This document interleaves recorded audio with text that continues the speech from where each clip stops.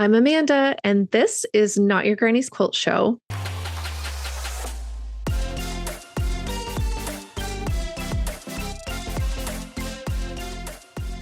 Hi, everybody. I'm so glad you're here today. Welcome to today's episode. I have Kristin Rauch of Woolly Petals. I know you know who she is. She has some of the cutest quilt patterns I've ever seen in my entire life. Her most popular one to date has been her ghost party quilt. I know you've seen it because those ghosts are so cute. Anyway, Kristin is a delight. We talk all about her quilting journey, how she got into it, how she started designing, kind of the ins and outs and ups and downs of what it's like to be a pattern designer on social media. And gosh, it was just such a fun conversation. And I'm just so excited for you guys to hear it. So let's jump in, grab a warm bev or whatever you want to drink. And let's hear from Kristin. Hi, Kristin. How are you? Good. Thanks for having me. Yeah, thanks for being here today. I'm so excited to chat with you. I've seen your work like over the years on Instagram and just been enamored with your patterns. And so I'm finally excited to chat with you. And I finally got the courage to reach out because there's still people that make me nervous that I'm like, they're going to say no. I can't handle the rejection. Yeah, no, thank you so much. That's so flattering, but I do not feel like anybody special. So it makes me chuckle a little bit that you think that. Well, we all have our quilty heroes and people that we just admire. And I think it's just like with anybody, like, you know, celebrities, whatever, they're just people too, right? Like they do something really cool and they're famous and like you're famous in the quilty world. So it's like, I think it just garners that same, like, it's just admiration, right? It comes from a place of like, people admire your work and they want to be like you. So thank you. I do feel that way about other people, but it just always boggles my mind when people are like, mention that they feel that way about me. I'm like, I'm just a regular person. Right. Yeah. Weird, right? It's just a weird place to be. I mean, you have a podcast, so you probably get that a little bit. Yeah. Sometimes I'm just like, I'm just a girl. Like, I don't know what you want from me. Yeah. Here I am. Yeah. Right.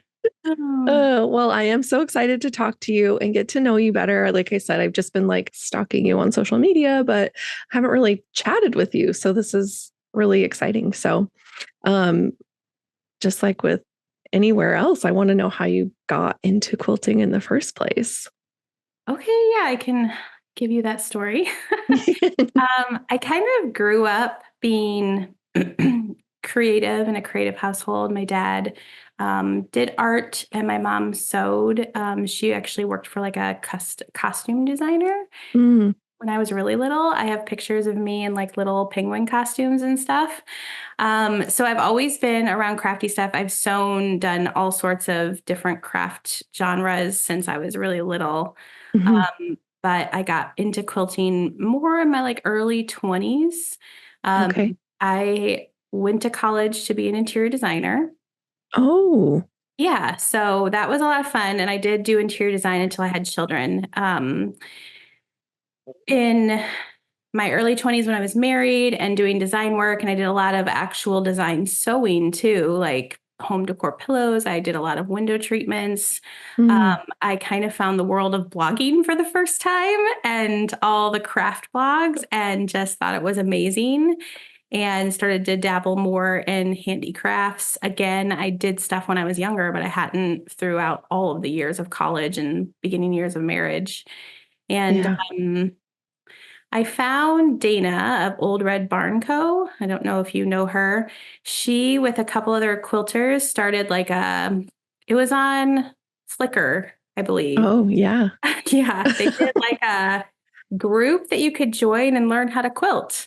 And it was like a 7 or 8 week, just free, like each week they give you the next step kind of what to do. And I liked her blog, so I joined in and made my first quilt then. I'd say that was in like 2008 or 9, maybe. Okay.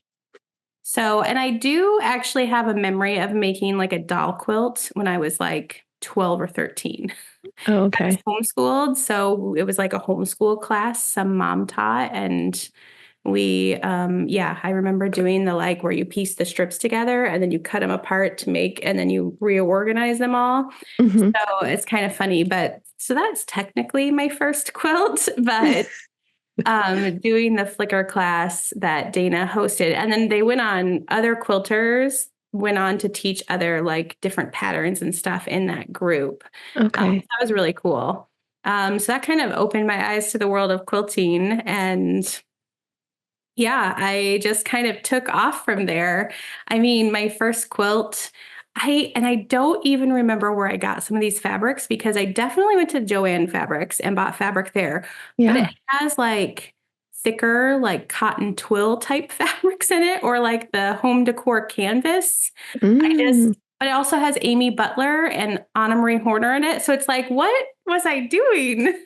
It was kind of funny, and I still have it. But I don't even know, because you can't buy like Amy Butler at Joann Fabrics. And I'm like, where did I get these fabrics? I don't remember that at all. It's kind of a blank spot. Wow. But it's fun. I just like, when I found the world of blogging way back then, I was just like blown over, because coming from an always creative family and always Mhm. doing stuff, and then going through college and getting married and then having a little bit more time to get back into hobbies and crafts, I just was like, it was amazing. So I did like just stuff on my own for a while. I had a little Etsy shop for a while where I sold little handmade things. I did a lot of craft shows in my Mm. early 20s, made like not quilts then to sell, but like stuffed animals and different cute little decor playthings. A lot of my friends started having kids, right? So baby Mhm. bibs and burp cloths and all that stuff. Oh, okay. Yeah. Um, I didn't design my first quilt until like 2015, 16. Okay. I was making a quilt that I designed when I was at a sewing retreat, Mm. and a lot of people told me I should make it into a pattern. So Yeah. I did, and kind of kept going. Yeah. That's Yeah, awesome. What was that one called? that's floored. That was my first quilt well, actually, that's my second quilt pattern. I was looking up my stats the other day because I keep a spreadsheet. Oh, nice. And my first quilt pattern was, I don't know why I released, because I definitely made floored first, Hmm.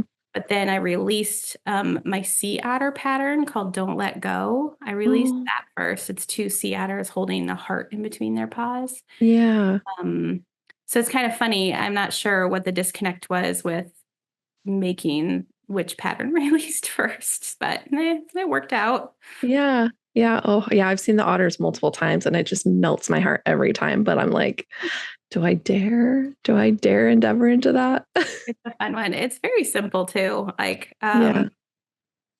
all straight sewing, HST, like stitch and flip type sewing. So Oh, nice. I feel like some of those quilts that have the animals, or, more detailed, they do maybe feel a little bit more daunting, but they're Mhm. really not.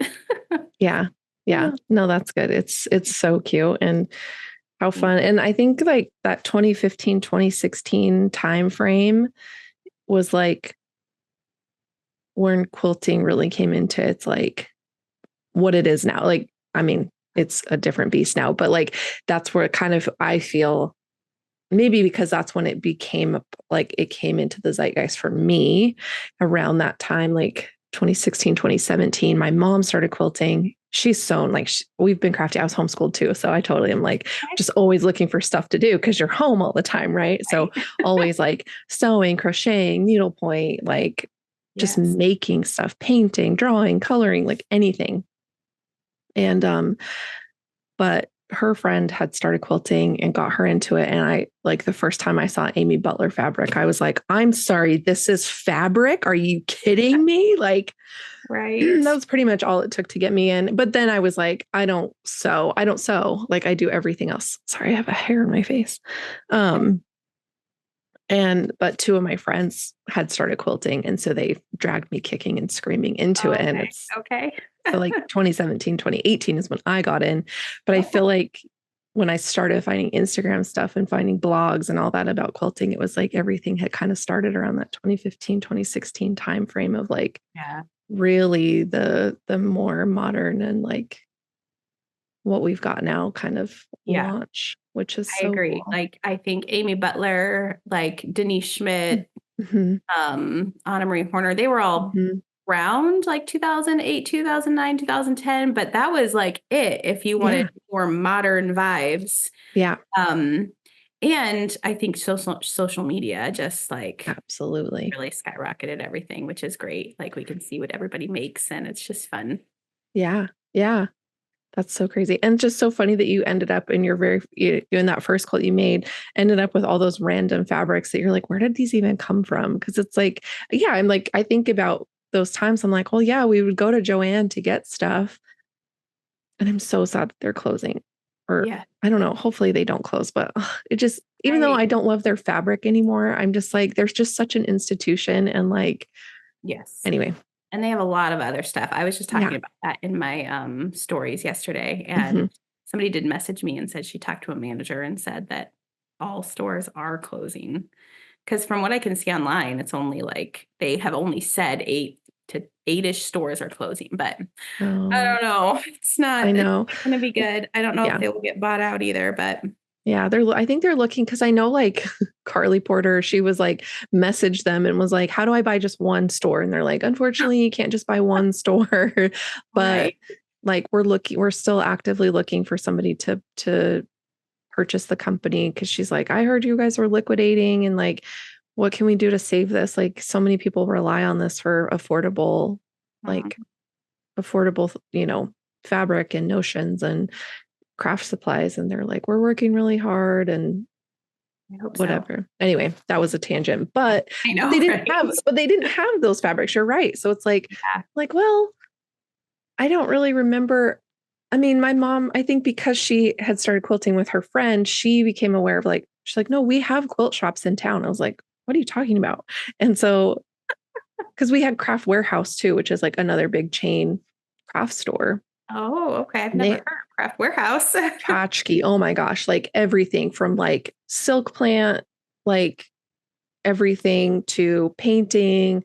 Like they've got canvas, they've got a framing store. It's kind of like a Michael's, but with some, I guess Michael's has fabric too, but so, but they've got a little more fabric. And like they used to carry rifle paper and they used to carry a lot more Ruby Star and some art gallery stuff. And now they don't really anymore. But like the first like rifle paper quilts I made, I got all of my fabric from them.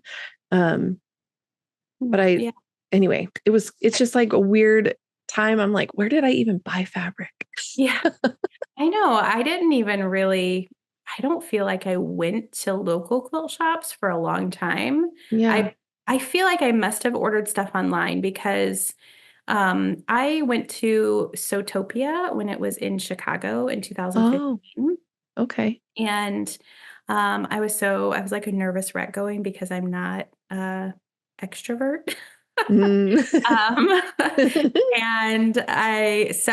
it was great. I've met some of my best friends in sewing there, right? But that was like the first time I realized there were like local quilt shops around me because they do the shop hop and oh well, this is crazy, right? Like it's just, I mean, none of those stores are even around anymore. Oh, sorry.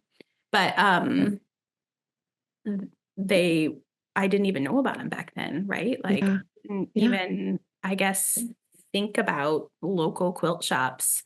And I live in Chicagoland, in the western suburbs. So it's like you would think we would have a lot of quilt shops. And I feel like we're getting some more. But there's not really that many. So there's like 3 decent sized ones here. And 2 of them are relatively new, like within the last year and a half. Oh. And then there's a couple little tiny ones that are really fun, but they're like all the way in the city, like north of the city. So I rarely go because it's like an hour at least for me to get there. It's far. Yeah. So it's interesting. We did have a few more traditional shops closer, but those have closed more recently.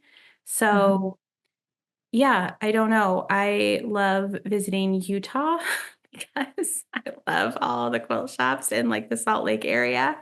How Hmm. many there are and how like nothing's like super far. So Yeah. it's kind of fun to go out there and visit all those places. Yeah. Yeah. We have actually in the valley here around Boise, like we have quite a few too, which is kind of Oh, crazy. okay. But yeah, Oh, we've got that's some fun ones. interesting. Yeah, we have a pretty good shop hop too at the end of April. But Okay. um yeah, it's just crazy. Like, cause like one shop we had that was around for a long time, they kind of closed, they closed brick and mortar, but then she was still selling fabric online. And then somebody, like one of her managers, ended up buying her out. And so she's working on a brick and mortar again. Mm. And they had like a bunch of long arms and stuff that you could rent too. But I think she's just going to do fabric from now on. Um, but our other big shop is like, they've been kicking since the 80s. And like, Yeah. um, they, that's where I learned how to long arm. And I still go there all the time because they have, I mean, she has the most bolts and she'll boast it too, like has the most bolts of any quilt shop in the state. And then another like really good one, and they just built their own building. And I say just, I think it's been like a year and a half since they moved into it, but built a big building. And they've got a lot of really good stuff too. So it's fun. But yeah, I just like the fact that they've been around but weren't in my purview. I just was like, Joanne, that's where you get fabric. Like, I don't know. We did have a Hancock Fabrics when I was growing up. So that was like another, Yeah, we had that growing up too. I remember them having a lot more fabric. yeah, I don't know if there's still, I feel like there's still one somewhere in the East, maybe. I think so. Yeah. Yeah, but that was when they closed. I was like, wait, what? That's leaving? And my mom was like, yeah, I can't believe it. But Yeah.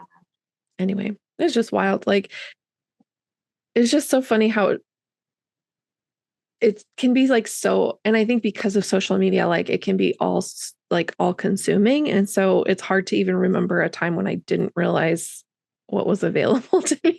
Yeah. I don't know if you feel the same way. Yeah. Yeah. It's very true. Like, I think that, like, I gravitate towards a lot of the same stuff. And I feel like that's a lot of what people are also working with. And then, so that's what I see online. And that's what I tend to buy if I'm shopping online. And then when I Mhm, go into a store in person, typically not near me, usually when I'm traveling and I see just all of the other stuff that is available. And I wish that I saw that more online too. mhm, I was in Nashville recently with some friends. We were doing a sewing retreat and we went mhm. to Stitcher's Garden. If you're ever in Nashville, you have to go there. And it's changed a lot over the last year and a half because the original owner passed away recently. Oh, And I believe now her employees run it. I don't know, exactly, but they moved and cleaned it up. But it is literally the biggest quilt shop I've ever been in and has really? the most fabric. And they have most of their fabric is organized by like I guess manufacturer or a brand. Mm, They okay. had a whole aisle of Lewis and Irene. Have you heard of that brand? No. Uh-uh. Right. Okay. I had realized that I'd seen it before because I recognized some of the prints, but such cute little whimsical fabrics. And there was a lot of lines. And I was like, how come I don't see this brand online ever? And even really, I guess, in shops, I don't know. It was interesting. I was a little bit baffled. I liked a lot of their stuff. Yeah. That's And interesting. Yeah, I've never heard of that before. yeah. Lewis and Irene. I'm I writing it down. yeah, recommend looking them up. Like cute little, they had like a wintry line with like polar bears and like just Oh. cute stuff. They had a really pretty holiday line this last year. So yeah, I don't know. I feel like some shops where I shop online don't have the best like way to search for stuff or show you new stuff. Yeah. Um, or like they show you new stuff, but if like if I'm looking for something specific or I know the brands I typically buy, I just go look at those and I don't always search for other things. So Yeah. um, I think that is something that could be a little bit helpful to tweak or figure out for online shops. I don't know Yeah. though. They sell what they have. It's fine. Yeah. Yeah. I think that can be tricky because, of course, they want to carry the stuff that's popular, that's like in everybody's kind of purview at the moment. And I think, which is fine. I mean, things come in and come and go, like, style wise. But I think, yeah, there's been a few top names that have kind of dominated Yeah. the internet space of like what is getting seen. And I think too, it's just what we interact with. So if we've interacted with a certain brand a bunch, like that's what's going to be in front of our faces. And it makes it hard to find new stuff because the algorithms are going to keep showing you things that you've already seen. That's very true. And Yes. so it's hard to know, like, I would never, like, how would you even find out that there was a brand called Lewis and Irene? You know what I mean? Like, how would you Yeah. even know that unless somebody you really like was like, oh my gosh, I found this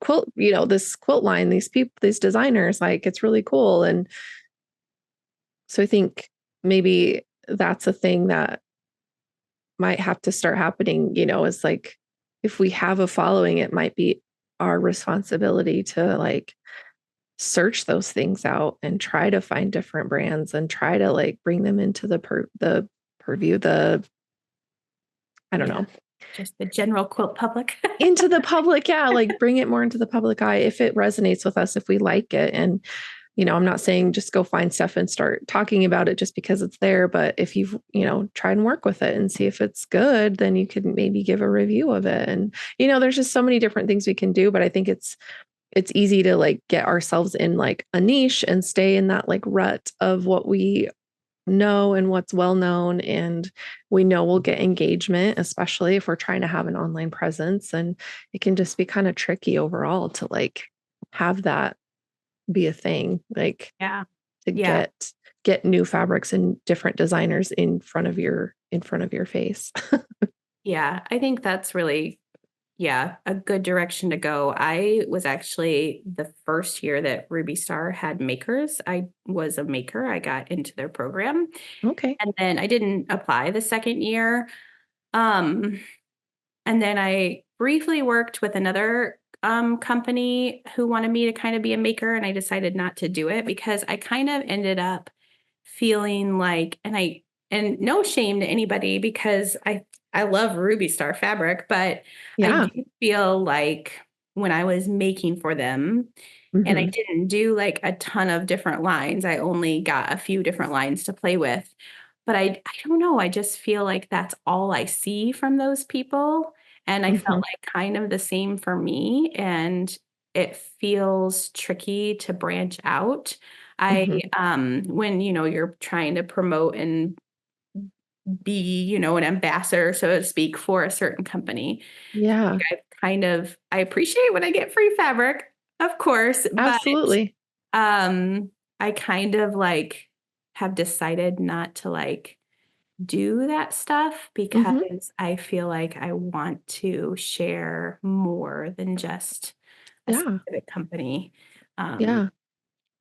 and yeah, I think like it's definitely a fun experience to go through, but yeah, branching out and showing more and more of the other stuff. I like Yeah. things that are like a little bit unique and not what everybody has, which is tricky in the quilting world because we all gravitate towards a lot of the beautiful same things, which is Yeah. awesome. But I think it's been kind of interesting to see in the fashion industry lately, more handmade and even quilt vibes, patchwork vibes coming Mhm. through, and then seeing more brands and companies that are leaning in towards just the fun, bright fabric. So it'll be really interesting to see how that kind of impacts the quilting world more if we get more different fabric companies or new designers or what, but I'm kind Yeah. of excited for that because I'd like to see a little bit more diversity, I think, in what we're Mm. seeing in the modern quilting world. I know there's so many traditional fabrics too. Yeah. Yeah.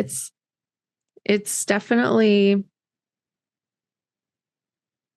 again, yeah. And I totally appreciate you. Like, I appreciate what you're saying about like being a maker, being an ambassador, because then it's like, yeah, you have to live and breathe that fabric, right? You have to like be all about it and be the cheerleader, which is fine. Like if you sign up for that and that's what you want to do, then do that. That's amazing. Like I love seeing what people come up with the Ruby Star lines because I am a Ruby Star fan. And so getting to see what people make and people that I admire and have relationship with, have getting to see them have the opportunity is so fun. And but I totally get what you're saying. Like if that's all you can sew with or feel like you can't really branch out or you'll lose that opportunity, you're like, what do I do? Because I want to try something else. You just can't show it. Like, but what if you are really proud of it and you want to show it? It's kind of like,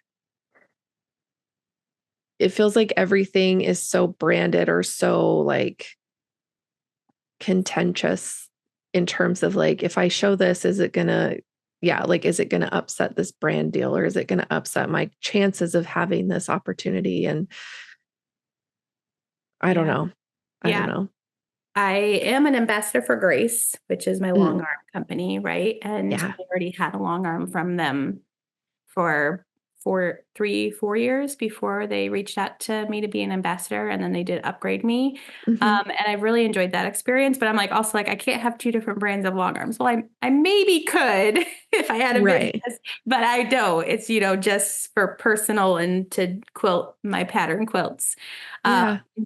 but I think that was a really good fit for me for brands, for like being a brand ambassador because I'm just gonna use my one long arm. Right. Yeah. And they're a great company. I've really loved working with them, but I do feel it's hard for me to like sell online, even with my own patterns. I'm like, I don't really love just throwing like it in your face that you should buy this all the time. That's not really the vibe I want to go with. And I feel Hmm. like it's tricky on social media because if I share a quilt that I've made and I don't really like allude to it being a pattern or the pattern's not out yet, I feel like it gets so much love. And then when I go and I share the same quilt or the same pattern in different fabrics, and oh, the pattern's ready for, it's released. You can buy it and make it. And it's like crickets, so to speak. Like Yeah. I think that people, and I kind of feel the same way when I see other people's stuff. I kind of feel like it's just hard right now when so many people are just selling on Hmm. Instagram to know what is real and authentic. Hmm. And I know people use authentic a lot now, like I'm being authentic or this is real. Like, but Yeah. it's just like, are you though? Because I don't know you. I can't trust your word. Like, Yeah. I don't feel maybe as much of that in the quilting community, but there's definitely some, right? There's Hmm. definitely that aspect in the quilting community as well. Hmm. I got really burnt out at the end of last year, and I feel like it's become like a yearly thing that happens to me. I Mm, just go, go, go through the summer and the fall, and then I just don't really want to make quilts at the moment. yeah. But I think this year I've been really evaluating what I want as I move forward with Woolly Petals and making patterns and how I really want to like have this little business, little pocket of the quilting world be. And it definitely is not that I want to just be like sell, sell, sell, produce, produce, produce. Hmm. Because that just is not fun. I haven't quite figured it out yet, but Yeah. Yeah. hopefully, I think you're right. I think it is tricky because even if you love a quilter or you love a designer and you follow them and they're releasing patterns and that's great. And then you're also following like 50 other designers, like who in the world has time to make all those patterns, right? Let alone buy them.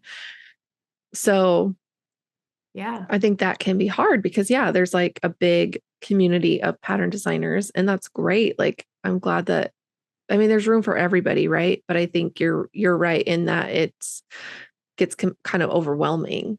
And Yeah. like is this like am I going to spend money on this pattern and am I even going to like it? do I like their style? Is there, and I think a lot of designers do, and I'm not sure if you do, but like they offer at least like a free sign up for my newsletter and you get a free pattern. And so yeah, so it's kind of like a launch point or a test to see like, okay, I can try their pattern and see if I even like making working with their style of, technical writing or whatever. But again, at the end of the day, like not everybody has time to make one quilt a month for themselves. And even then you wouldn't even touch the surface of how many patterns are being released constantly. And whether you love a designer or not, it's like, is it feasible for me to own all these patterns just to have them?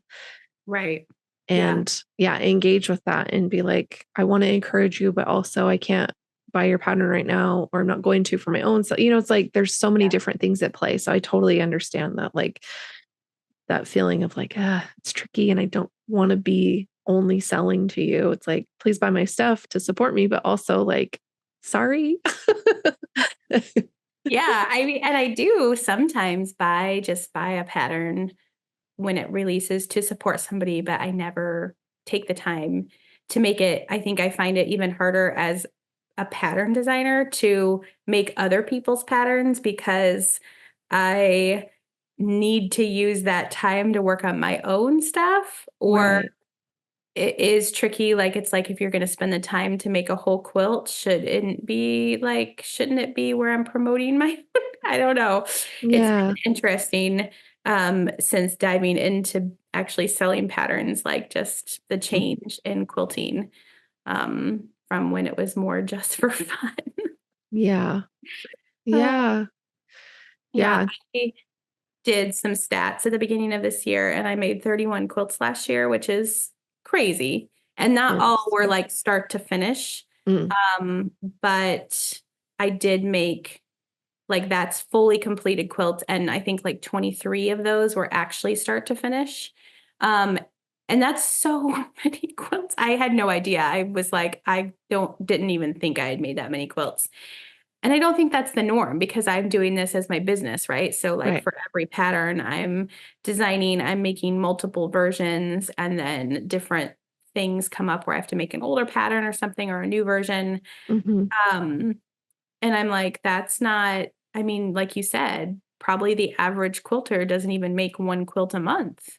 And Yeah. then how many pattern designers are there out there churning out patterns? Yeah. It's interesting. It's an interesting field to be in. And also to have seen over the last 2 years, I'd say, I feel like there's such a more influx of people designing quilt patterns and putting them on the market, which I think is great. Like you said, there's room for everybody at the table, but I also think it's like, it's a lot of work, a lot of work. And you have to actually promote the heck out of it to sell stuff. So I don't like to do that. Yeah. It's tricky. Like, you realize things don't sell as well as they appear to online. And then I think people drop off. Like, I've definitely seen people only released, like 2 to 5 patterns and then not release anymore. Yeah.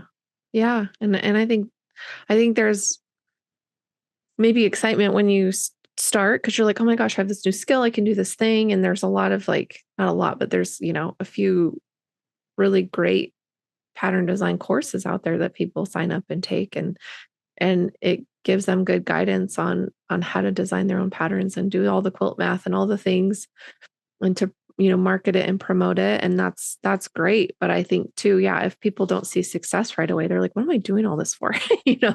Or if if they don't have another kind of foothold in the quilty space, as far as like having had a following already because of the work they were doing of making other people's patterns or whatever, and then trying to like launch in as, oh, I'm a pattern designer now. You're like, well, where'd you come from? It's like, Right. it's that like you were saying, the authenticity. And I know that word gets kind of thrown around. It's like I say it too, so I can't like be too judgy, but it's like one of those words that you're like, okay, authenticity, like, corporations throw that around because they want you to believe that they're authentic when they're just not. But anyway,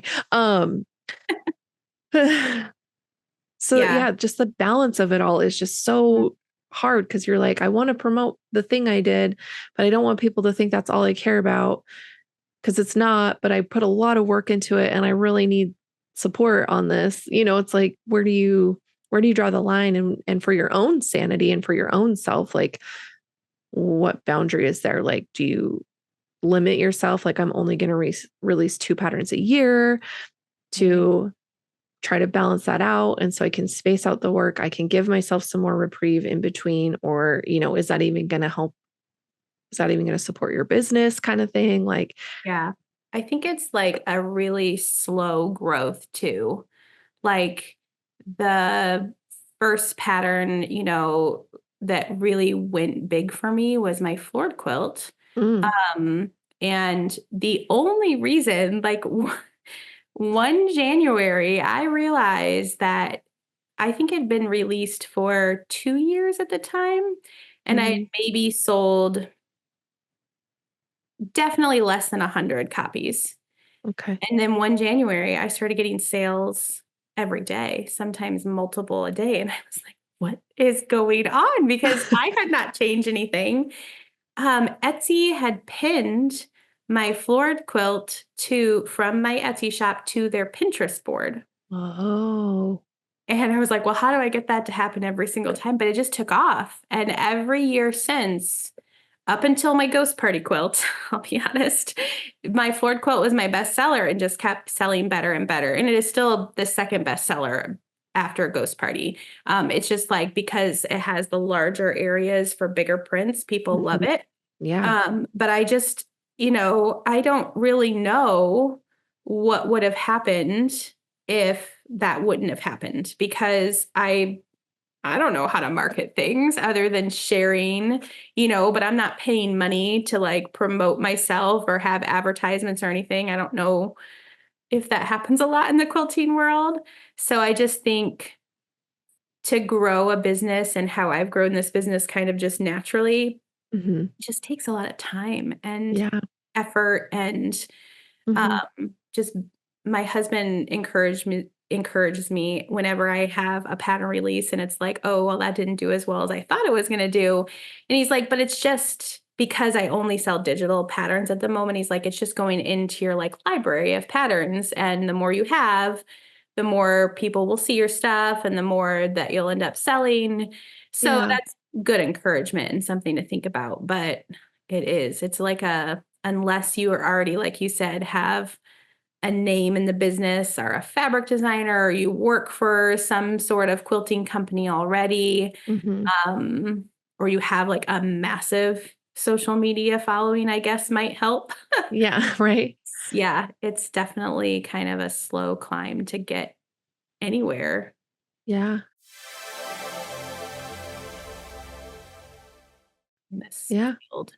I mean, I liken it with the podcast. Like, I don't have a huge following, but it's like the ones I do have, I'm like, shout out to all you listeners, all you YouTube viewers who are there. Like, I feel like it's because, again, I've stayed true to who I am. I haven't like really pushed that hard for like heavy marketing or, you know what I mean? Like, I want a stronger base, I guess. And I feel like you can do like the flashbang things of like boosting all your posts and like paying for all this advertising through the social media outlets and like doing all these things.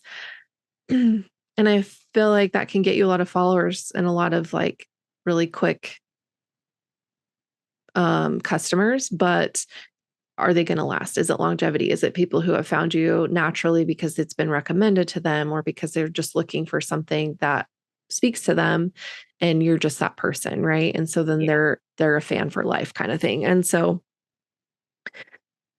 yeah, it's just such a toss up like how do you want to do it and like what are you willing to do to put yourself in a position of finding success and like is what is your definition of success because I think that looks different for everybody, like Mm.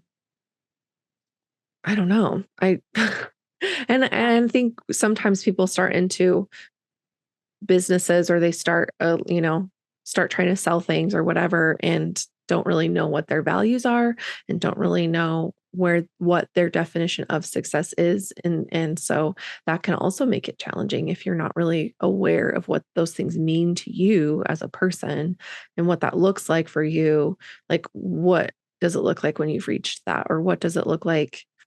Do you have goals? Do you have things that you want to accomplish? And then what do you do when you accomplish those? It's Yeah. it's Yeah. just like a whole thing. I think there's definitely that allure of, oh, I can, sell a few things or do a little bit and make some side money. But unless you get that kind of success that just kind of like, when something goes viral, Hmm. I don't know. I think it's just a lot of time and effort Hmm. that you have to put in to build something that is going to give you more, more in your life. And I agree, the values that you want, like, how do you want to live your life? Do you want to be, taking care of your kids all day and then working every night? Or do you want to be going to work every day and then working all night?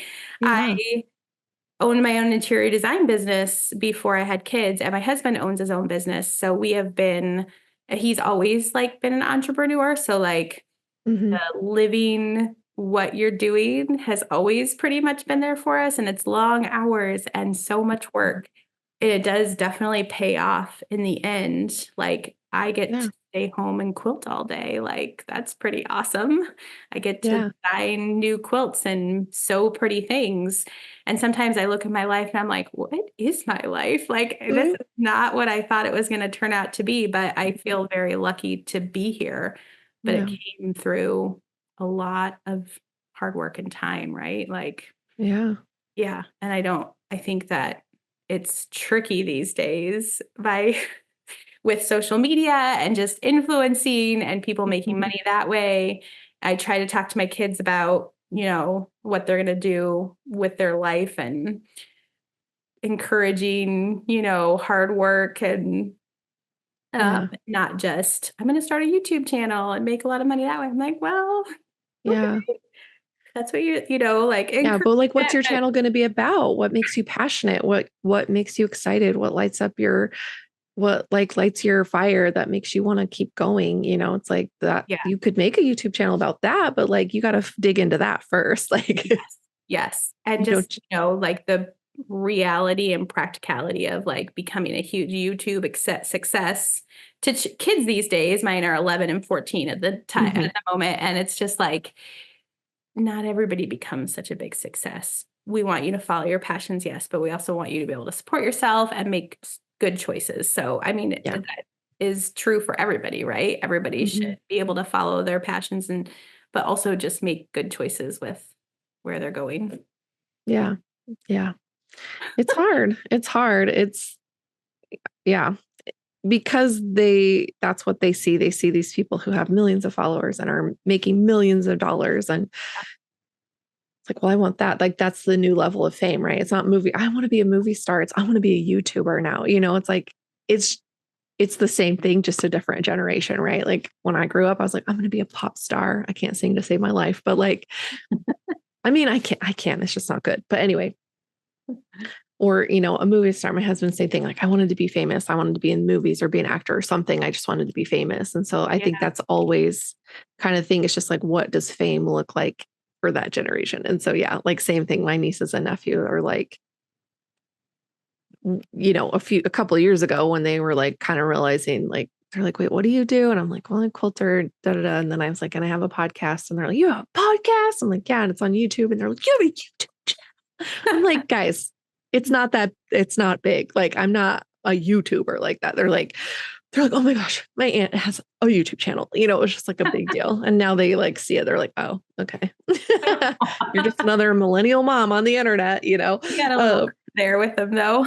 Yeah, yeah. It was so funny. But It's fun. yeah, it's just interesting to see that change of like, what does that mean for the upcoming generation? But I Yeah. think it's also fun in a way that they're seeing that people have like found a different way Yeah. besides sitting at a desk at a corporate office to make their dreams come true, to make their life happen. And so Very true. I think it's good to encourage because, my boys came up in the same, like they started watching YouTube videos when YouTube was relatively new. And now they love YouTube. That's like their go-to, like, oh, I found this thing on YouTube, or I'm going to look it up on YouTube, you know? And so, which is great because it's also taught them that they can look anything up that they want to learn or figure out. And they've become really industrious and resourceful that way.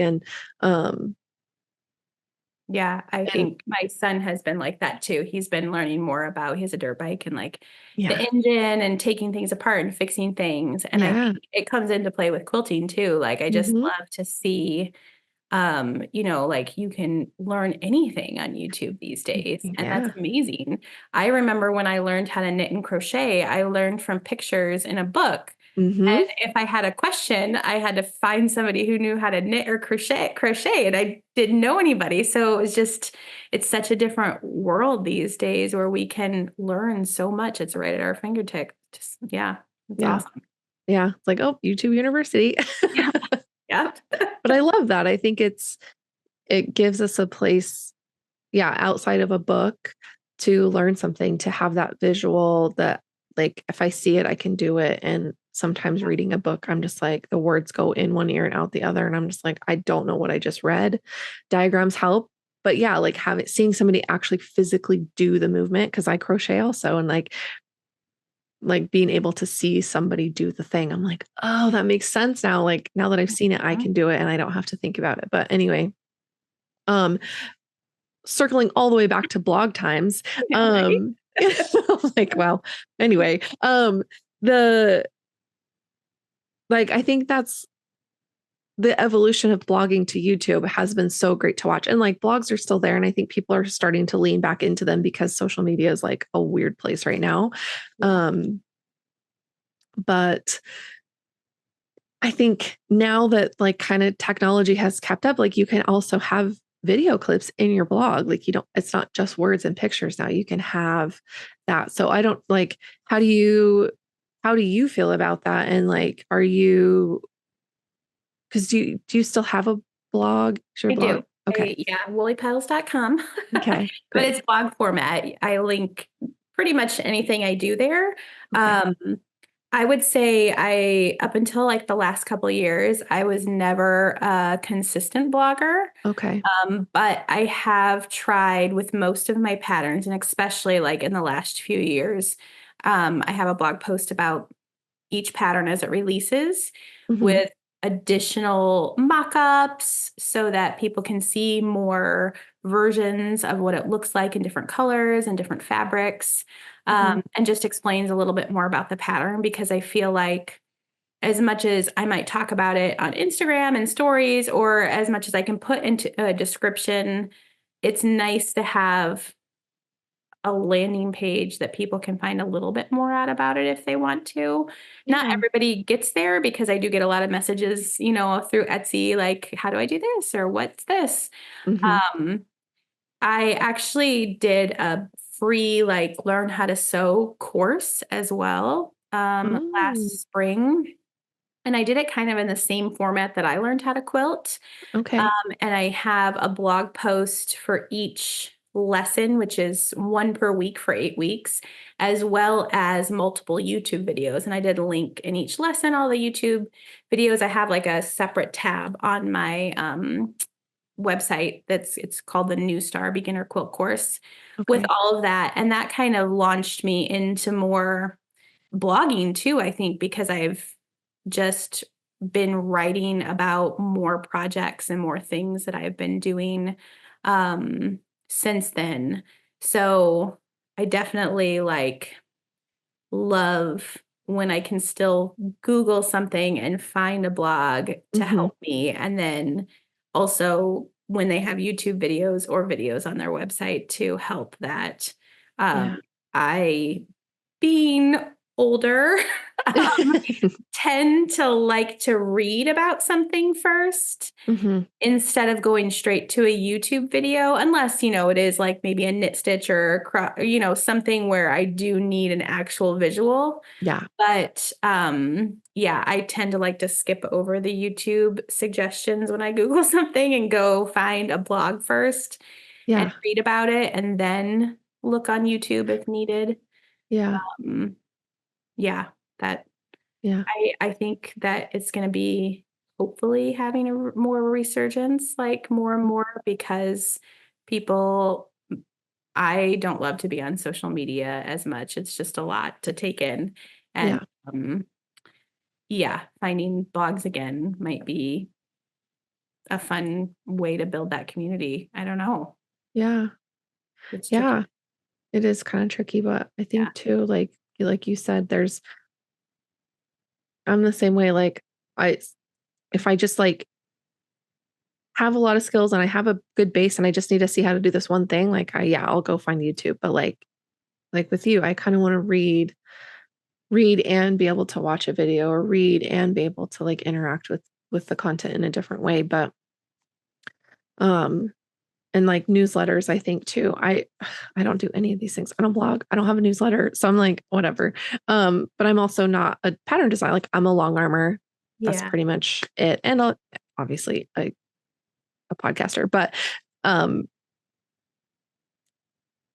so I can't figure out a way that like it would make sense for me to have either one of those things. But anyway, that doesn't mean anything.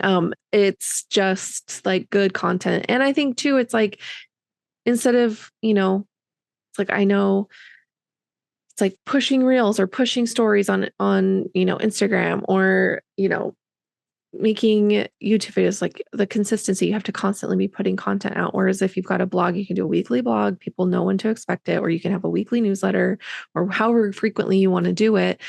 And then people know when to expect it. And then they can just like, it's in their inbox and they can go read it at their leisure. It's not like, oh, the story disappeared after 24 hours. Now nobody's going to see that content afterwards. And Yeah. so, Yeah. and I feel reels are there, but it's like a crapshoot to try to find reels of people that you follow. That's true. And it's like if you post something on social media, it's like a one-hit wonder. People see it and then never again. Right. I feel like when it's on a blog or a newsletter, it has longevity. Hmm. There are a few pattern designers that I have ramped up their newsletter a little bit, and I appreciate that.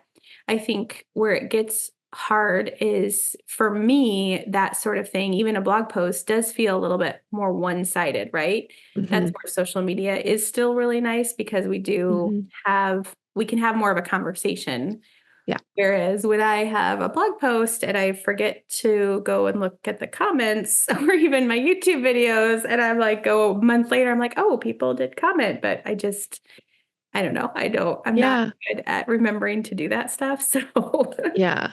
Yeah. Yeah. Cause then it's like it's another place you have to go look. And if you're like on social yeah, media and they're like, I need to get off here, you like set your phone down and you're not like, oh, I'm going to go actually check my blog, and I'm going to go check my Patreon, and I'm going to go, it's like yeah, one more place to check. I'm like, how many things do I need to have? It's like, Mhm. I think that's another balance point too, is like, there's just so many ways to interact, and like, how many do you need to actually be doing? How frequently, and like what is the benefit of having, 7 social media accounts, or, plus a Yeah, blog, plus a newsletter, plus it's like what I think the discernment of knowing like where your audience is, where you're getting the most interaction, and then just like honing into those, like, and maybe like, yeah, focusing on the areas where you feel like you're getting the most out of it for your own yeah, self too. Like not just like what other people are getting from you, but what you're getting from them too. So like if you're getting interactions on your blog, awesome. Like how do you I think it's just like a retraining, right? Like how do I retrain myself to go where I want people to be with me? right. Yeah. I don't know. Yeah. I think it too comes from the fact that N uh, there's not a lot of people in, like, real life, quote, unquote, like, Yeah. face to face, person to person. Like, when you're a creative person, it takes effort to find those people in your, like, daily life. I don't know if you have a circle of friends that are creative around you, and, like, it took me a long time to find that where I live, and Yeah. whenever I talk about it online, my good friend, which we met at Sotopia, like, 10-ish Hmm. years ago, and happened to live like 2 miles from each other, but we had Nice. no idea we were both quilters because how do you find that Right. locally? But she runs like a monthly, it's like a couple times a month when it's warm, just a makers meetup group. Hmm. And she started it and posted on some of like the mom boards on Facebook and kind of honed it into like specific group of cluster of towns because there's a lot of towns around us. Yeah. Um, but it's made such a fun difference to have people in like person to chat with Hmm. that I feel like social media is great, but and it's especially great if you don't have that Hmm. because you want to talk to somebody about the quilt you made or the sweater you knit. But if you don't have anybody in like your daily life that you can talk with them about that, Yeah. you need social media. Hmm. But I don't know. I just think like, yeah, it's good to try and put ourselves out there and find people in real life too. Yeah. Yeah. Are you a part of any guilds? Like, do you have local guilds around you? I'm not. There's a Chicago Modern Quilt Guild. They meet in the city though, which is far. It's about an hour drive. Okay. And then there is another guild not too far from me, but they are not affiliated with the like Modern Quilt Guild anymore, but they still meet. But it just like never hit the right day for me Mm. with different family commitments. So I actually no, I've never joined a guild. I think it'd be a lot of fun, and probably as my kids, get older and move out of the house, that would be something I could do. I'll just have Yeah. a little bit more free time at night, but uh, Yeah. yeah, I think it's a great idea. Yeah. Yeah, I think that's like the idea of guilds is like so good because then you're like, oh, yeah, I can go meet a bunch of people. But again, you're right. Like the timing is just like I'm technically a part of two guilds, but I also like I never go because I never have the time. It's like I used to be so active, not in my local modern guild, but in the other local guild I'm a part of. Like my mom and I joined early on when we had our business because we're like, oh, this will be good. Like it's good for the business. It'll help us learn more about quilting just in general and whatever. And so I got involved and got active. And then as I like started taking more on with the business, and then I took over the business from my parents this last summer and um just different things with the podcast and my family, it's like my husband's in full-time master's program and just all the things. It's just like very busy. So you're just like, okay, something has to give. And it's like right now I'm choosing to focus on my business and my physical and mental health. And so going to a guild meeting is not on the top of that list. And if I forget, I forget. I think there was a time and a season where I was really more into that. But even still, it's like I don't really those aren't like my go-to people. I think it's just interesting, like where you find your in-person physical quilty friends and like it's not, yeah, I don't know. It's just different. I don't know. Yeah, I think it works definitely for some people really well. I found that those smaller groups, I have like three really good friends that we have connected through the last 10 years in various ways, oddly enough, but we're all crafty or quilty and we try and meet once a month Hmm. at somebody's house and just hang out for an afternoon, eat lunch together, and bring a little stitching project. And that's Yeah. really been the easiest for me because, we all kind of can figure out how our schedule works as opposed to that, like, weekly time slot of a guild meeting or a specific group where then if my kid has something that pops up and I have to miss it, yeah. Yeah. And I don't really love to go out of my house at night. Yeah. I'm like a homebody. We still have our Christmas lights on, which I have to remember to turn them off. They're just white. So I'm like, it's fine. Yeah. But I was like, somebody I saw yesterday was like, oh, I've seen a few houses with Christmas lights on still too around. And I'm like, oh, okay, good. I don't go out at night. So I have no idea. We're like the only one on our block left. No, I mean, yeah, I keep seeing Christmas lights too. It's fine. I think whatever. But yeah, I think just life is lifey and committing to something, even if it's just once a month, it's like that's something you still have to do that you have to schedule. And yeah, if you can find people who have a similar kind of life setup as you, that you can make that work for your guys' schedule. I think that's awesome. And Yeah. just finding and building your own little communities, even if it is online, even if you sit over Zoom and you just sit and talk and hang out. I think there's ways you can do it. It's just Yeah. find like wading through the noise, figuring out who fits your vibe, like who has, similar interests enough that you guys can like sit and stitch together and chat and like feed each other in more ways than one, right? Like food and friendship and knowledge. And it's a weird space. But yeah, thankfully, like my close friends that started me quilting are still like my quilty confidants. They don't quilt as much as I do because they don't have quilty businesses. They have normal day jobs.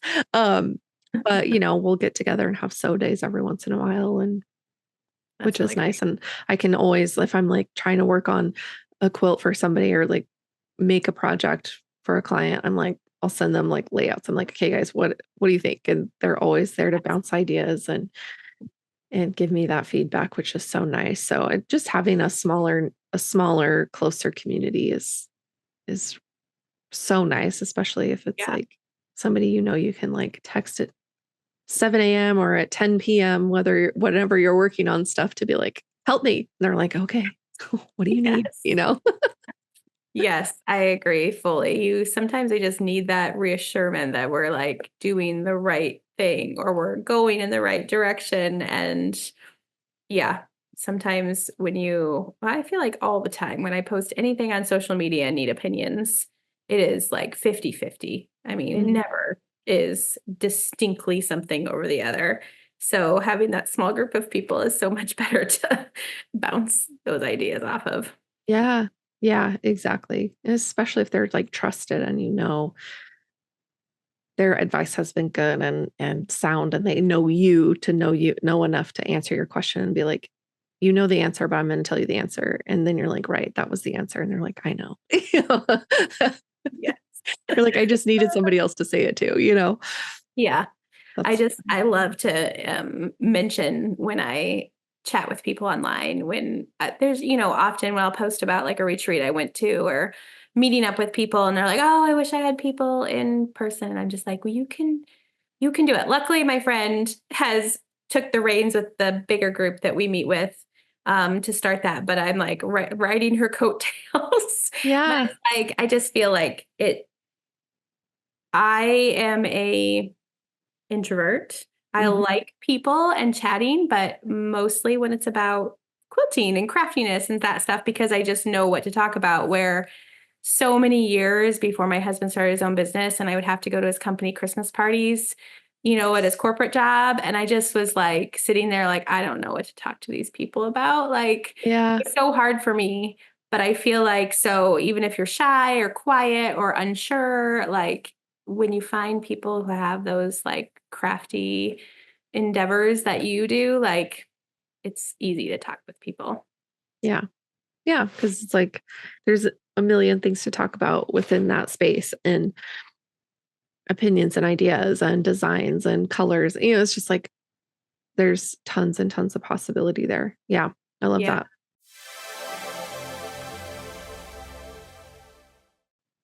And it's fun to talk about. Like there's so many cool things to talk about and learn from each other, right? Like there's so many times where, I mean, just the other day, it was a while back, but anyway, Alexis, Stitched by Alexis, was sharing, because she does long arm quilting too for clients, and she was showing that she had to add leaders to someone's backing because it wasn't quite big enough. And the way she did it, I was like, I've been long arming for 7 years and I never like, and all she did was pin like smaller strips of fabric to the sides, like in the throat space, instead of like attaching a leader to the entire, basically adding a border to the backing. She just was like pinning a piece to either side that was in the throat space and then moving it down. I was like,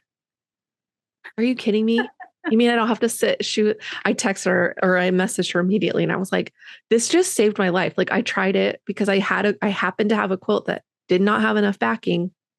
And I was so annoyed because I was going to have to sew leaders to the back, just down the sides. And then I saw your reel, and like when I realized what I was looking at, I was like, holy crap, I did not even think all this time. I didn't even think that like, oh, I could just pin like smaller pieces to the backing that's showing in the throat space for that zone to be quilted and I have to go watch your reel.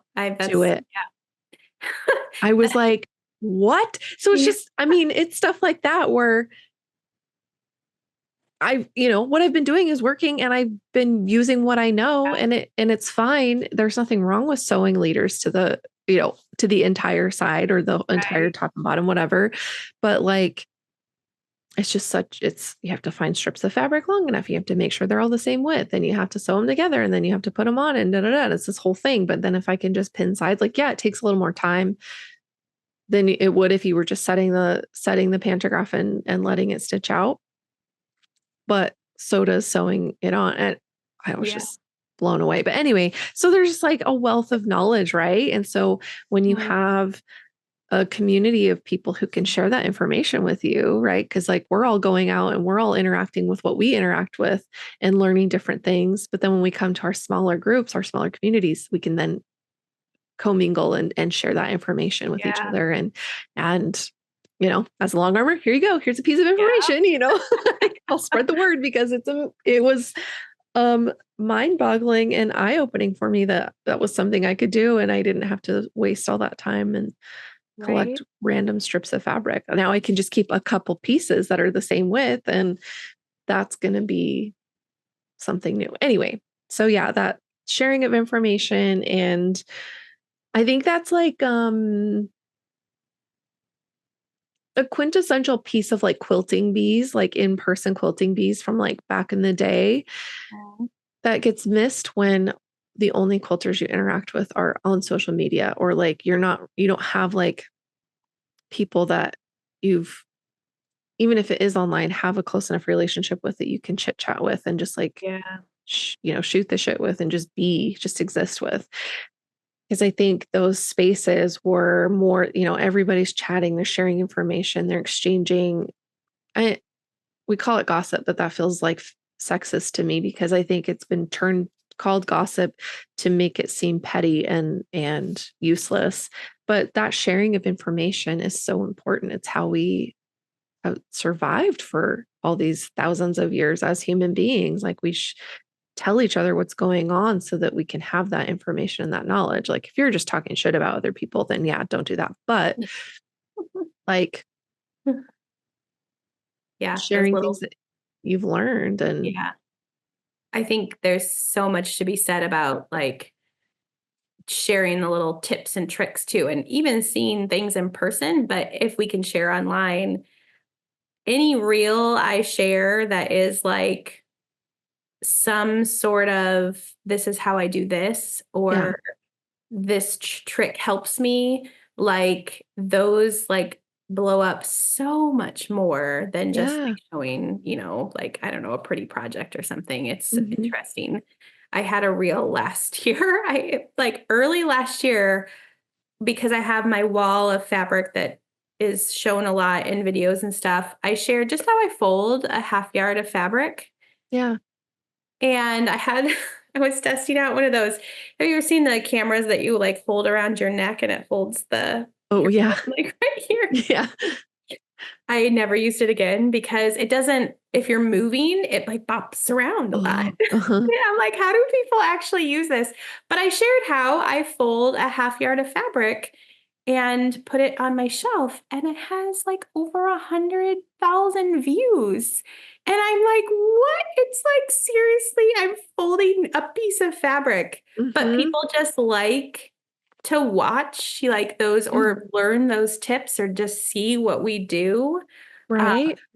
I think it's really interesting. Yeah. Well, I think too, especially if it's like organizational stuff and it's something that's attainable, like anybody can learn how to fold a piece of fabric, right? It doesn't require anything special. It doesn't require you to go out and buy like a specific shelving unit, but like, and if people have seen your other content and seen your fabric wall, which is freaking gorgeous, then like they're already inspired by you. They already follow you. So then seeing that a way that you have done something that they already like, it's like, oh my gosh, I can organize like this. And I think those little pieces are like, it's super attainable, it's actionable, it's something they can do right away. It's a way that they can help themselves.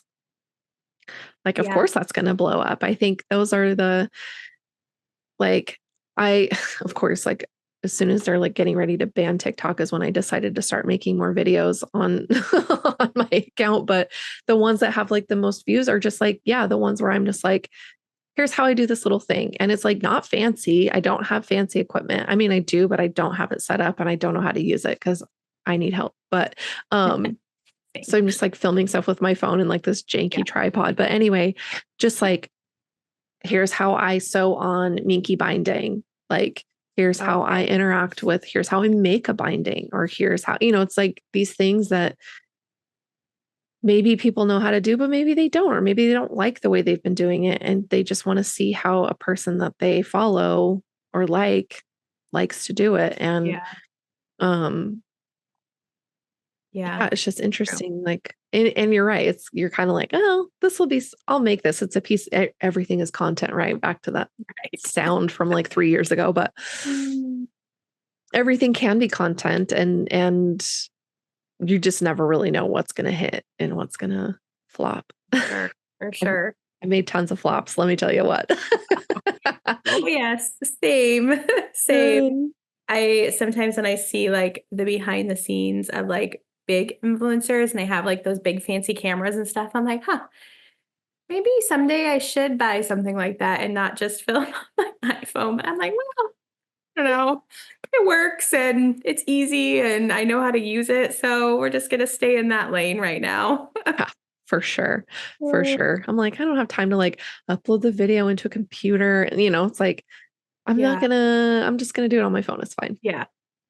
I edit all of my YouTube videos on my phone as well.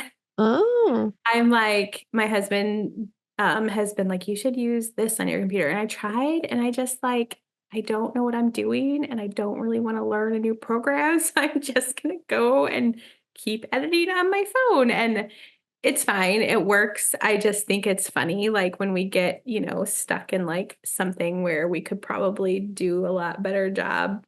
Yeah. In something else, but I don't know. The older I get, I just go for the path that I already know.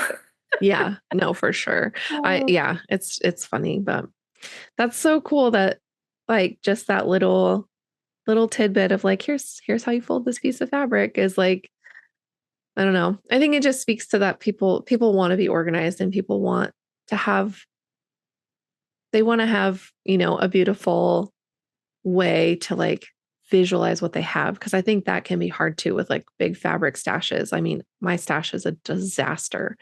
But again, mine's all in plastic tubs. Like I don't have shelving to put it on and make it look nice. And so I just think it's like out of sight, out of mind kind of thing. But there's like a big part of me that really wants it to be like organized and nice and easy to find. I don't have a way to do that at the moment. But anyway, so I think that's really cool. So I was gonna go back and ask about Ghost Party, because honestly, like I have seen a gazillion versions of that quilt, whether it's just a block because somebody made one or they made a whole quilt. And like, have you been surprised with how much it's been just consumed by people and created and the different versions? Yes.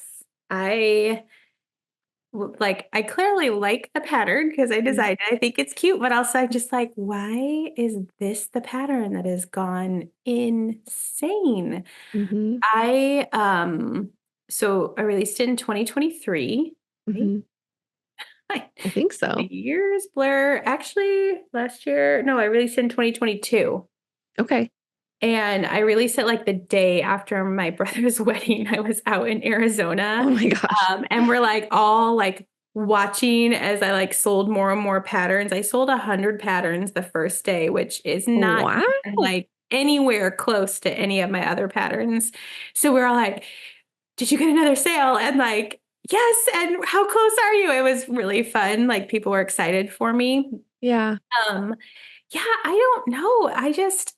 I wanted to make a Halloween quilt, and that kind of came. I sketch all of my designs on graph paper. Hmm. I do end up putting them, I use EQ8, Hmm. Electric Quilt 8, and I put them in that program to get like the visual and to change colors and mock up. But almost all of my patterns I sketch first on graph Okay. paper. That's how I work through if this is going to work and any dimension problems and stuff. Hmm. And I had done that over the summer, and then I made the one of each ghost to kind of test it out. And Yeah. I started sharing those, and people just went crazy. And I was like, it did very well the first year. I think I released it on October 1st. And then I decided to do the sew along the year after. Hmm. And I don't know, it just went just bonkers. Hmm. I sold over 2,000 copies that year. Wow. And most of them were in the months of September and October because that's when the sew along was. I did co-host it with Cool People Sew because they had reached out to me and asked, they were like, we were thinking about hosting a quilt along for your ghost party quilt. And I'm like, well, I'm actually in the middle of planning it right now. I already have sponsors, so we could co-host it. So it worked out great. That's awesome. Yeah, it's shocking. It's a fun pattern, and I think part of it is that it does, like, people of all quilting genres tend to like it because it can be more modern, it can be more traditional, Mhm. and that kind of, I think, helps, but I have no idea how I did that. And, like, Yeah. I I released know. another pattern after the first big sew along 2023, Uh-huh. in November, and my husband are like, "How do we keep Yeah. this going? How do we make?" And I don't know. It wasn't anything like Ghost Party. It's been fun. It's been a lot of fun, but also I'm just sitting here like, I don't know what I did. I don't know how, like, Yeah. why it just became the one that took off. Uh-huh. So yeah, it's been experience. It's been a big ride for that one. So that's Yeah. still my bestseller Yeah. since the first year, because I didn't release it till October 1st. Ford still eked it out because I do keep Sure. logs of that now. I Mhm. like a spreadsheet. But yeah, last year and this and 2023 and 2024, it definitely was high above any other pattern, like with how many I sold. So Yeah. it's kind of Well, crazy. it feels kind of like timeless, I think, too, because like you said, it's like genreless in that sense where like you can use cute modern fabrics, you can use like more traditional fabrics to kind of give it that like that more traditional feel. But the ghosts are so cute. I mean, I'm dead. They're so cute. And it's like I think too, because just like as a from a consumer standpoint, I haven't made it, but I just admire everybody's versions. But I think the way that it lends to scrappiness too is like kind of adds to that feel of like ghosty and like, I don't know. There is something about it that is just like otherworldly of just it kind of transcends everything and it's just like this can be for everybody and it doesn't have a specific yeah, it doesn't have a specific feel to it where like, oh, it's only going to look good in these kinds of fabrics. It's going to Yeah. look good in any kind of fabric. So I Yeah. think that's so fun. And just to see the way people have like personalized and like um individualized their ghosts and Mhm. just like, oh, so fun. Like Yeah. what a fun thing. And like, congratulations, because that's incredible to just like have something like that goes off like that because you just Yeah. never know, right? Yeah, it's been fun. It's been really fun to see. I do love seeing all the mods people make. And this last year, I did have, like, I reached out to a couple who did, what were the mods? The cat one. So we Oh added like the yeah. little ears. Somebody had done a cat with a tail. And so I asked if they were okay if I, offered that. And now it is included with the pattern, but I gave Mhm. it all the sew alongers. Yeah. What was the other one that I added? I don't remember, but it's very cute when people make patterns their own. Like, I Yeah. don't typically stick exactly to a pattern when it's somebody else's design. I tend to tweak a little. And so I actually do love when I see people doing that with my own patterns, Yeah. and seeing like all the different ghosts. Yeah. Yeah. It's been fun. I don't know. I don't know. It's like, people ask about it often, but I'm like, if only I could figure out exactly what or why that one just took off. Yeah. Be What was the great. alchemy of that? Yeah, exactly. Right. Gosh, that's so cool. I love it though. I mean, and it's like the fact that since 2022, it's still out there. Like it's still being posted, still being made. People are still excited about it. And so Yeah. it keeps your name in people's Yeah. circles of sewing. So that's awesome. I think I had a similar, slightly more people who signed up for the sew along last year than in 2023. So it definitely grew. Yeah. But a lot of those people too were people who had made it the previous year or bought the pattern the previous year and then wanted to do it again or finish making it. So that was very cool. Um, so yeah, we'll see. I don't know. I am gonna do another sew along this year. It kind of feels like a no-brainer because people still Mhm. love it, but also I don't know if you've seen my Christmas tree quilt that I've been working on, and I have that pattern that I'm hoping to release in July. And I would like to do a sew along with that because there have been requests for that. So then, Fun. you know, sew alongs, I've tried a few, but they never work in November going into December. People are too busy. I'm Mhm. too busy. It's just Mhm. so trying to figure out the timing of all that. My Mhm. current idea is to um, have a Woolly Petals holiday sew along where you can make any of my holiday quilts during this time. And Yeah. I have a lot of the content from the past Ghost Party sew alongs with YouTube videos and blog posts, which I can just, push. And then for some of my other holiday quilts, depending on what people are making, I think if they signed up, I'd ask them what they're making so I know what to produce Yeah. additional help or content for.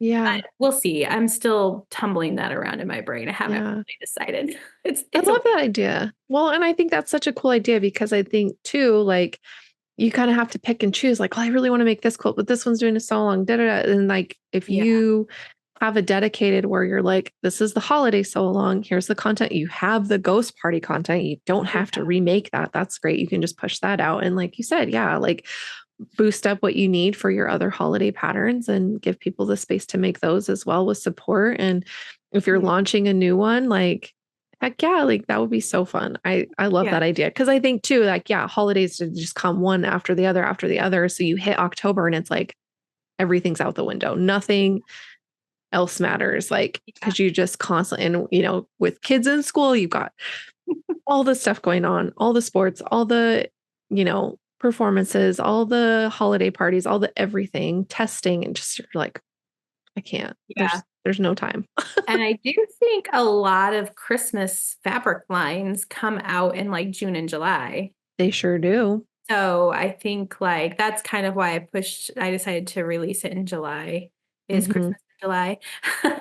Yeah. But yeah, I think people just get started on their Christmas sewing then, which I don't because that Me is either. I'm not Yeah. even thinking about it, but No. a lot of people do. Hmm. So Yeah. I'm excited. That one is a fun pattern to make too. And there's a lot of customization to it with what ornaments you use. And if I have a lights version, like where it has a strand of lights across it. So I Yeah. haven't sewn that one yet. So fingers crossed it actually works out from what I have put in like to the design. That one is Yeah. EP. Okay. But yeah, that it Cute. is a fun one to make. And it's like the scrappy vibes too. So Yeah. Oh my gosh, cute. we'll see. How exciting. Yeah. Well, I hope that works out because I think that would be super fun and a unique offering because I think people wouldn't have to choose, or if they were super close on their ghost party quilt, they could finish it and then start working on a different holiday and or the Christmas trees Yeah. and have that space to do that and the support. And I don't know. Yeah. I hope that works out for you. That sounds really fun. Yeah, I think like anytime I put effort into making content for patterns on YouTube, it is only beneficial for people who want to make that pattern in the future. I do have Absolutely. a couple patterns that have private YouTube videos too, because they have a Okay. tricky part. And so I walk people through there's a link in the pattern, and then I walk them through that part of the pattern so that they aren't like, what the heck was she thinking about when she did this? Yeah. No, I think Oh, that's great because like you want to support the makers, but if they don't have the pattern, then having that tutorial out there isn't going to make sense for anybody yeah. else. So Yeah. that's And it's awesome. hard to keep up with Etsy, like messages Oh my sometimes, God, I know. like what do you mean by this and this? And so I can just send them a link to a YouTube video. Like, Yeah. this should be helpful. You're like, here you go. This is what I Yeah. meant. Yeah, that's nice too. Cause then you don't have to sit there and craft a fancy answer and try to explain it in more words when it's like, no, Yeah. just watch me do it here. And then you'll be fine. Yeah. Right. That's so smart. I love that. How cool. Okay. So you have your woollypetals.com. You're on Instagram as Woolly Petals, Yep. and you have a YouTube channel, which we've Yep. just talked about. So that's really cool. Okay. So you've got this Christmas pattern coming out in July, which is great. Yes. Is there anything else we should be looking forward to? I am trying to put together a sew along for this spring for my penguin social quilt. Ooh, okay. Which is, I did a poll last fall kind of a few different quilts that people have asked for sew alongs, and that was the highest, like I would prefer that one. Okay. So, and it's fun because it can be a holiday quilt, but it's also very much not a holiday quilt because it's just penguins. So that is hopefully my goal is March 1st, but I haven't, I have some things I have to line up still for it. So we'll see. Okay. I'll be announcing that once I have more information under my belt for it. Okay. That's really all on because of my kind of burnout at the end of last year, I've been taking a break from designing and doing just more like fun little projects Mhm. around that I have had in the works or have just wanted to make. And that's really sparking my creativity and kept Oh, me in, doing stuff. So I feel yeah. like it's slowly coming back, but I'm not pushing it. Because I'm just trying to Yeah. figure out what exactly I want my life to look like with what I do and how much I want to obsess about woolly petals or not. Yeah. Yeah. Yeah. No, that's good. I think that's good. It's important to take that time and to reflect and decide, make those decisions because not just because something has been a certain way doesn't mean it has to stay that way. Yeah. And I think again, back to the authenticity word, but the more authentic you are to your needs and what works for you, the clearer you can be with the people that love you and follow you and like your patterns and your content. And I feel like you're just going to be better for it. So that's Hopefully. awesome. That's awesome.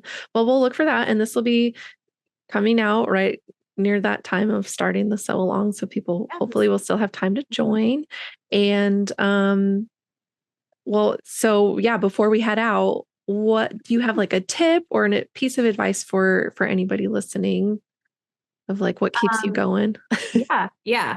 Um, my biggest tip is more general, like kind of don't be afraid to fail, which I know is such like a thing that people say a lot, but it's something I really try to teach my kids. And I have failed a lot in pattern design. Like Mhm. I will sketch something out, I will design something, then I'll try and sew it and it just completely doesn't work. And so I tweak and then try again, or I move on. And I Mhm. think it's really serviced me in understanding that failure is not a bad thing. It's just kind of part of the process.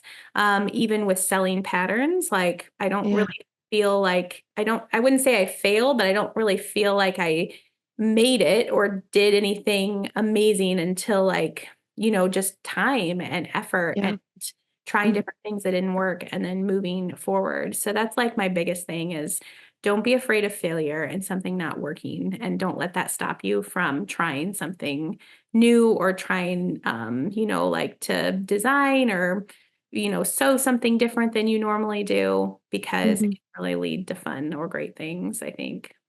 Yeah. That's like my biggest one. My other little thing is don't be afraid of a scant quarter inch. Yeah. Yeah. They So mean many something. people, yes. So many people, like, I hear them talking about it online, like, I hate why? And I'm like, there's always a purpose for it. It, just practice a little. Use washi tape on your machine, but it is very beneficial in a lot of patterns. And some of my patterns call for it because you're just sewing tons of pieces together. And over time, you're just going to shrink and shrink your thing that you're sewing. So don't be afraid of a scant 1/4 inch. It's not scary. You can do it. Yeah. Yeah. And there's something to be said for just like grabbing some scraps and messing around with the needle position and, the placing of washi tape or that like Cluck Cluck Sew sells that 1/4 inch tape that you can put on your machine. I have that. One of my friends got me that early on into my sewing. Like it's still on my first machine because I was struggling with seam allowance. And like my first quilts, some of the seams are popping. And I'm like, well, that's my fault. Cause I was like, I don't need a seam allowance. Like, yes. Stupid. But anyway, so that really helps, just that guidance of like that visual. You don't have to struggle. But yeah, it's worth it. I agree with you. That scant. And if they say scant, they freaking mean it. And the pattern will not end up the same size as you wanted to if you don't use it. So very true. Yeah. And your machine is like, if you have the foot that has the guide or the little line that says 1/4 inch, odds are it's not exactly a 1/4 of an inch. So measuring it can, even just doing that can make a big difference. So yeah. Don't just assume that it's already set up for that because it's probably most likely not. Exactly. Awesome. Well, thank you so much for being on the show and for agreeing to do this. I'm just like, I'm so delighted to have gotten to have this time with you and get to know you better. Thank you so much. I loved chatting with you, and I was so flattered when you asked, and I'm so excited. Like, I had not heard of your podcast before, which makes me sad. But I've been listening, and it's really fun. I really enjoy it, and I'm glad to have another one that I can be excited to wait for your new episodes every week. Oh, thank you. That's so flattering. I love that, and thank you for listening. I never expect it from people who are on the show, but I appreciate that you're enjoying it. So thank you so much. And yeah, we'll stay in touch. Sounds good.